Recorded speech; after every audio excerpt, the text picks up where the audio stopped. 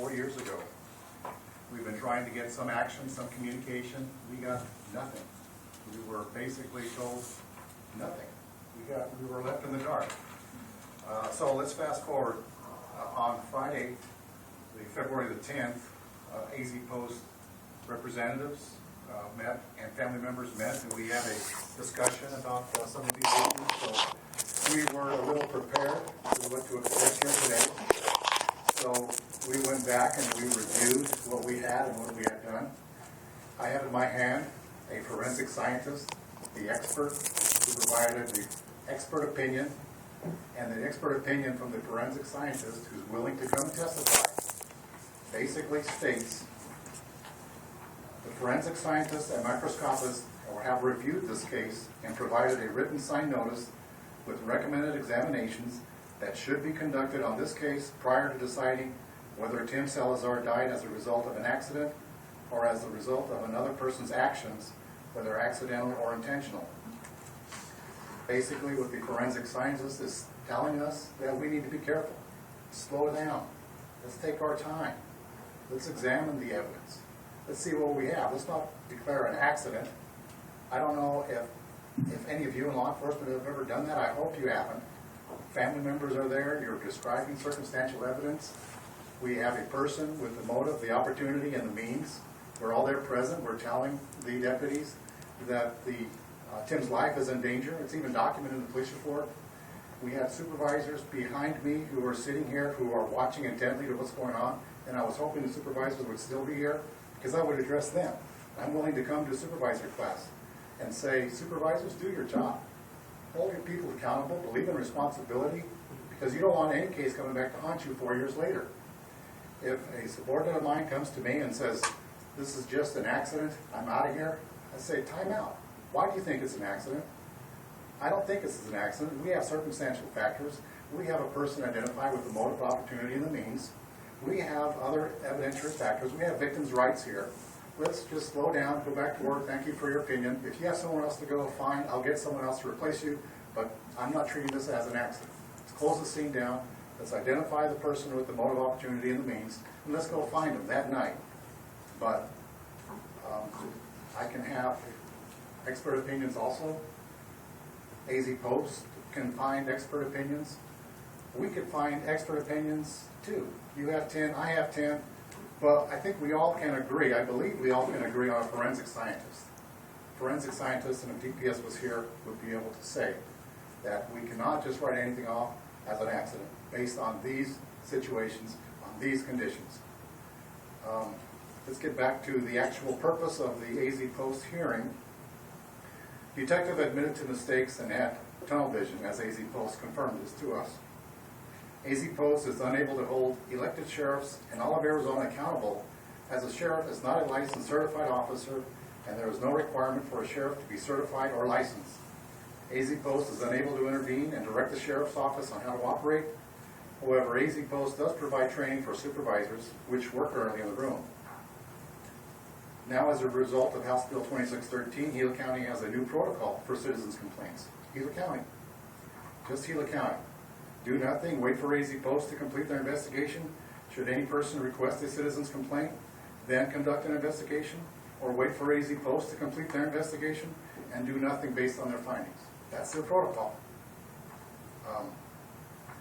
Or conduct an internal investigation, give discipline without completing, documenting the investigation, or having a higher level review, internal investigation. We all know there's issues with this protocol. Public trust is compromised, transparency is not recognized, and ethics are not addressed.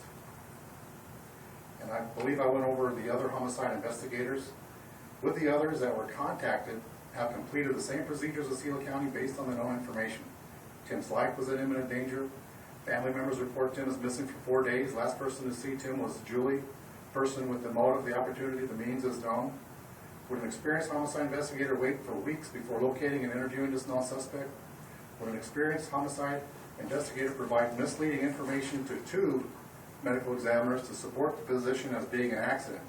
I mentioned 2 because you were not informed that there was a second medical examiner where Deputy Ratliff had been to a seminar. He spoke to the presenter named Michael Baden is world known. So he approaches Michael Baden, and he says, hey, at break time, I've got this case in Gila County, blah, blah, blah. What do you think? Do you think someone like this could have been injured this way? And Michael Baden says, no, I don't think so. It sounds like an accident to me. We all know this does not go in the police report.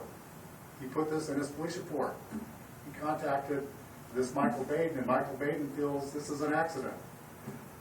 There is nothing to support the Michael Baden's opinion. There has not been a written opinion by Michael Baden. Also,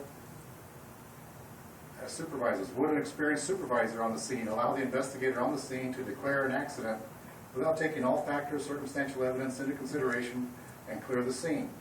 Why not conduct a thorough investigation on every death unknown, as this is what the public and the taxpayers and the citizens of Arizona expect?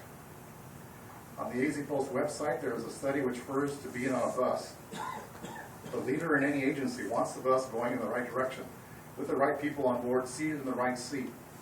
Anyone not wanting to be on the bus should be asked to get off the bus. Gila County needs help, as their bus is running out of control, without a police officer to tell a bus driver to slow down or to stop. Gila County does not believe they are doing anything wrong. And I don't know how much more follow-up is going to be beyond this. There probably won't be any internal investigation. On February the 10th, again, we met with the members of the AZ Post without knowing beforehand. And now family members are requesting an opportunity to review the AZ Post material, as well as to review the Department of Public Safety supplement, which they finished just recently, back in October of November. So we have just submitted a public records request yesterday. So we are now on record requesting a rebuttal to the findings of AZ Post to address the issues in reference to the experienced homicide investigators and to their opinions. We also received expert opinions, like I mentioned before. One is a forensic scientist, microscopist, and I am asking that the material provided by the microscopist, forensic scientist be included into the file. She had signed it. She even addresses Director Ryan's question about DNA, and yes, DNA can be obtained. Okay, I think your time is well over. I need to address the board and the audience. Thank you, sir. Because this is a call to the public, the board may not ask questions, the board may not, staff may have things to say, staff may not say anything. So I just want to point out that silence by everyone here is no indication of either agreement or disagreement with anything that was said. Thank you.